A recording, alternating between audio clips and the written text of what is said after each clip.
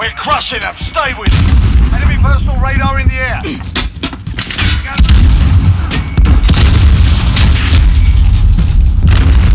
We're holding two. We have the advantage.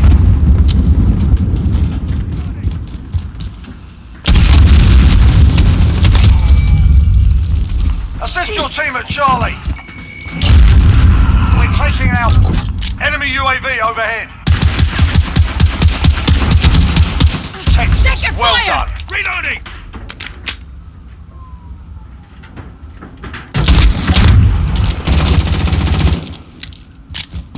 Enemy at the scaffold.